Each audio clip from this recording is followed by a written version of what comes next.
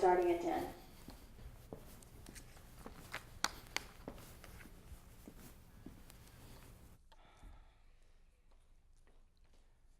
Coming up this morning on UT Today, participants for Boxing Weekend 2019 have hung up their gloves for another year.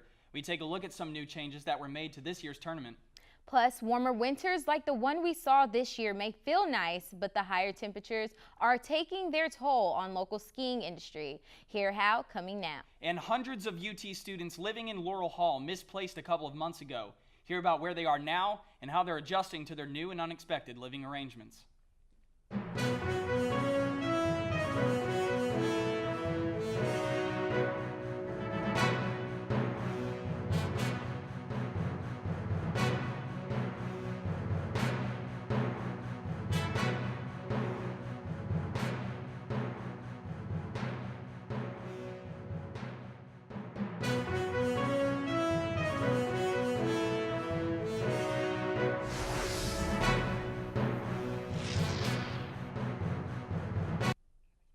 Good morning, everyone. I'm Chase Biefelt. And I'm Jaleesa Baidu. Thank you so much for joining us. We'll get to those top stories in just a minute, but first, a Snapchat photo that circulated on social media about 2 weeks ago. It shows what is believed to be 4 UT students, 2 of them wearing blackface, according to a statement released by the university. That statement reads in part, "The image is repulsive and the caption abhorrent. The racism displayed in this image does not represent the behavior we expect of the students or our volunteer values." The statement goes on to say the BIAS Education Response Team has been made aware of the situation and the university is determining how to handle this incident. Unfortunately, this is not the first time a racially insensitive incident has occurred on UT's campus. We'll take a deeper look into the incident as well as past incidents coming up in next week's show. Switching gears, Boxing Weekend 2019 has just wrapped up, and it was certainly one for the books. That's right, and this year, there weren't just young men in the ring. UT Today reporter Ansley meets the one who started the change. It's time for a different round of boxing. For the first time in the 39-year history of the Ace Miller Golden Gloves tournament, women will be a main event. Last year, the National Golden Gloves let women compete for the first time in history. But this may take some coaxing to get everyone to embrace this change. One of my friends said, "You can't have females." I said, "Why not? We have females in the gym, they train, they compete in the Nationals this year." Yes, we can. This wouldn't be happening in Knoxville, Tennessee, if it weren't for a simple Instagram message from Hannah Bird, asking, why not? She said, "When will girls finally be allowed to box?" And I replied, I said, "We've never made a rule that girls can box. You just needed enough people in your weight class." So she set out to find others like her who want to make a difference. I think that times are definitely changing for us as women, and it's really exciting to see. Bird says she wants to build on that excitement by changing the face of boxing, starting with bringing new ones into the Ace Miller Golden Gloves gym in Knoxville. There's a girl who's 10 years old here who could beat me any single day of the week. Like, she's amazing, and if it wasn't for this tournament, then she wouldn't have that opportunity to do a sport that she's so passionate about. Bringing women into the ring makes them stronger physically, and perhaps more importantly, mentally. Something Hannah says results from good coaching. He's been able to push our mental well-being like far beyond what we ever thought was imaginable, and I think that that's something that I'll take with me now for like the rest of my life. No matter like how many times somebody like punches me in the face, literally, I can just like turn around and like get beyond that. The gains from boxing are more than physical. Many of these young women and men find family connection. Coach Judge Hill has been training the female boxers on everything, from how to hold their hands, to jumping rope, and to picking and blocking. But when they actually enter the ring, he has a different feeling. I'm like any other parent, stressed. I really don't want to see them get hit, but to see what they've learned, see if they can apply it. All who enter the doors become part of a family with connection, empowerment, and hope for the future. Women want to be empowered, and this is a great way for these girls to show younger girls who may be heading to college next year or even younger than that you can do it. For UT Today, I'm Ansley Daniel. Thank you so much, Ansley. It's been about 2 weeks since Knoxville saw record rainfall and found most of its roads underwater. That rainfall totaled 5 inches in Knoxville and nearly a foot in higher elevation areas. In Knoxville alone, several water rescues were made and several roads and schools were closed and remained closed for days after the flooding. Several people died as a result of the flooding. One of the victims died after driving into a submerged roadway in West Knoxville. Thankfully, the sun soaked all that rain up, but many first responders still reminding people that when it rains, any amount, turn around, don't drown. This winter, we've seen our fair share of warmer days, and although it feels nice, our one industry actually dreads the rising temperatures. UT Today reporter Marina Tricones spoke to one ski business that's working on adapting to warmer and shorter winters here in East Tennessee. According to data from the National Oceanic and Atmospheric Administration, winters in the United States have gotten warmer in the past 30 years. Here in Knoxville, local ski shop Alpine Ski Center is battling the effects of these warmer, shorter winters on its business. Manager Brett Smith, who has worked at Alpine for 29 seasons, has paid close attention to this change in climate. When January comes, there's always been a January thaw. So normally we have probably 2 weeks of warmer weather in January. But in the last couple years, that 2 weeks has extended into probably 3 to 6 weeks. As the climate continues to warm, the number of days that can support snowfall are expected to decrease. I'm here at Alpine Ski Center's repair shop where certified technicians repair and tune customer equipment. Now, warmer winters like we've seen in recent years affect small local businesses like Alpine's ability to maintain sales and payroll. Not only do warmer winters affect local ski businesses, they also affect skiers and snowboarders. University of Tennessee student Taylor Blake went on the university's student ski trip to Colorado this year. He says the mountain was in poor condition. The weather was kind of warm for the first 3 days, and the conditions were kind of bad. There was some grass exposed and some rock exposed on the slopes. While the ski industry is struggling nationwide, Smith encourages people to support smaller local mountains in the southeast. There's Obergatlinburg and Cataloochee. Cataloochee actually got the top 5 snowmaking in the nation. While climate change will only be combated by changes in emissions policy and consumer consumption, skiers and snowboarders can support the ski industry by shopping with local shops like Alpine and continuing to hit the slopes, even if it's a little longer drive. Thank you, Marina. You can learn more about Alpine Ski Center and all that they do on their website, alpineskicenter.com. According to the 2018 Teacher Preparation Report Card, UT has rated top among Tennessee institutions for its work in preparing teachers to teach in state. UT actually stood out in several areas of the report card, stating that nearly 90% of teachers prepared by UT actually go on to teach in Tennessee public schools for at least 3 years. And nearly 1/3 of education graduates go on to teach in high-demand areas such as special ed and secondary math and sciences. We spoke to the interim associate dean of UT's College of Education, Health and Human Sciences to find out what UT is doing to successfully prepare its graduates. Year. Our students spend a whole year in the classroom, in the school building, from when the school opens to the school closes. They don't follow UT's calendar here. So just like every profession, it takes time to develop and really hone your craft. And that year of experience working side by side with an effective teacher who's not only just a gifted teacher, but a gifted mentor, provides them with that foundation for that when they have their classroom. That's just awesome. I mean, I remember my teachers being great growing up, and most of them actually grew up in Tennessee and then continued to teach in Tennessee. So I think it's pretty cool to see Tennessee trying to keep those teachers in state. Definitely, I agree. And being from Middle Tennessee and having teachers from the area really helped with learning. So I never had to worry about that being an issue, you know? Definitely. But for some UT students, they're worried less about how they were learning and more about where they were going to live. Back in October, hundreds of students living in Laurel Hall found themselves homeless after dangerous amounts of mold were discovered in the building. I actually got the chance to talk with some of the affected students, see how the roommates made the best of an unfortunate situation and how they're adjusting to their lives after the event.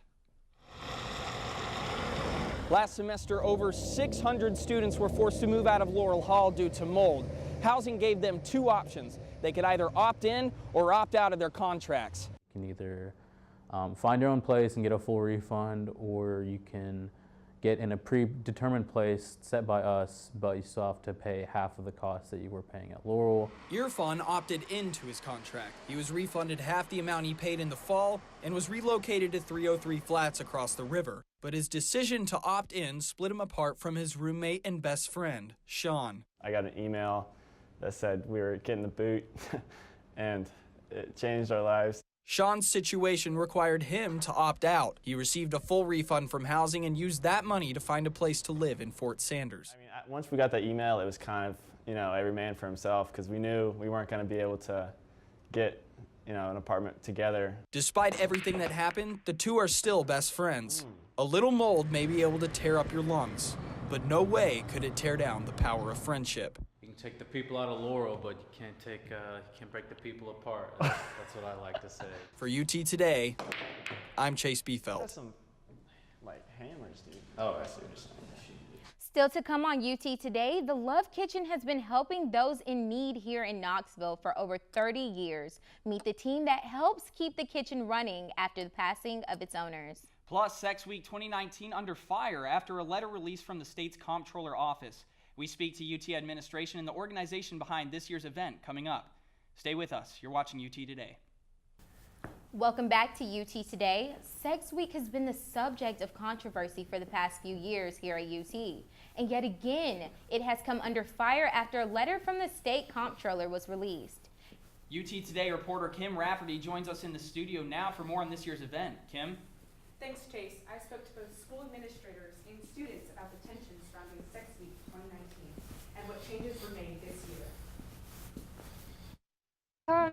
That this new process that's established is student-led, student-driven. Tennessee legislators have voiced their disapproval with the titles and topics presented in the event Sex Week at UT. As a result, the university's policy allows students to either opt in or opt out of funding for student-led organizations. University of Tennessee interim president Randy Boyd issued a comptroller's report outlining his concerns with the event Sex Week at UT in February. We're talking about student fees, so it's our money that we're paying for, so we should have a say in what is done with that funding. The report could affect changes in funding for over 500 organizations on campus. Sex Week is planned by the Sexual Empowerment and Awareness at Tennessee organization. It aims to foster academic conversations about sex education. Sex Week is such a necessary thing to have, especially in a state that has abstinence-only sex education. In the report, Boyd insists the event become more educational in nature, that the university has tried to discuss the issue with the organization, and that the event caused frustration and embarrassment for legislators. Boyd continued by stating that the titles and topics are sensationalized. They have the fun events like the drag show and stuff like that, but a lot of their events they bring in people who are experts in their field to give scholarly discussions. The report, which declares that the opt-in policy be changed, was discussed at a hearing with the Tennessee legislators. The Office of the President declined an interview but issued this statement. It should be a free space where students can express their views openly, even if they're not popular opinions. Both Maddie and Katie are concerned for what could mean changes in student representation and allocated funding for student-led organizations. With our events, we're actively trying to provide safe spaces. For UT Today, I'm Kim Rafferty. Sex Week 2019 is set to take place April 1st through the 5th. You can find out more information about it at sexweekut.org. Thanks, Kim. Well, the Love Kitchen here in Knoxville has been providing meals, clothing, and emergency food packages to those in need for over 30 years. Since the passing of its two owners, Helen and Ellen Ash, the kitchen has been run by volunteers, including some from the University of Tennessee. UT Today reporter Ariel Starks has more about the volunteers' efforts. Helen and Ellen, two fraternal twin sisters, had a heart for helping people that still beats in East Knoxville. Oh, they went out of their way for everybody. Make sure you had food, and when there was clothes, they even take you in and feed you. The former UT Medical Center nurses had a vision for helping people on and off the clock. Their love for people is what keeps volunteers wanting to lend a helping hand. Me and one of my sorority sisters, we've been coming here every single Wednesday from 1:30 to 5:30 just to help out, and it's not just about getting our hours, it's about actually helping the people. Not only are these volunteers impacting lives, but they too benefit from helping others. It's like we build connections with people here and the people that come here, and it's very fulfilling knowing that we're actually helping people and making a difference. Though Helen and Ellen have passed away, their legacy will live on thanks to the tireless efforts of volunteers and the many donations the Love Kitchen receives to stay afloat. Everybody is somebody. They're not just a face on the street. Everyone has a story. Everyone has a reason why they are where they are. Patrick has been with the Love Kitchen for 20 plus years, and he says doing the job for free makes it all more worthwhile. It's in a lot better atmosphere. I think more like a family, a bunch of us getting together every week and cooking food and feeding people and having fun. Reporting for UT Today, Ariel Starks. Have done for their community. Definitely, and the fact that us being here in Knoxville, we definitely get to see their legacy live on. Of course, yeah. Well, the Vols hosted Vanderbilt back in February, and it ended up being a great night, but not just because the team won. That's right. Coach Rick Barnes and the entire basketball team made the night special for one person in particular. UT Today reporter Nick Baker attended that game and joins us now in the studio to tell us more. Nick? Thanks, guys. Nearly 20 years ago, UT Athletic Director Dan Zakowiak was diagnosed with a rare liver disease known as sclerosing cholangitis, a sickness in which effectively the immune system attacks itself. But in October of last year, Zakowiak finally found a match with someone on the organ donor list. Coach Rick Barnes and the UT basketball team wanted to show their support of Zakowiak and encouragement of the entire donor community by hosting Donate Life Night at Thompson Bowling Arena on February 19th. Attendees were encouraged to register to be a donor on their phones, and those who did even took a picture with Coach Barnes after the game. I spoke with fans after the game to hear their thoughts.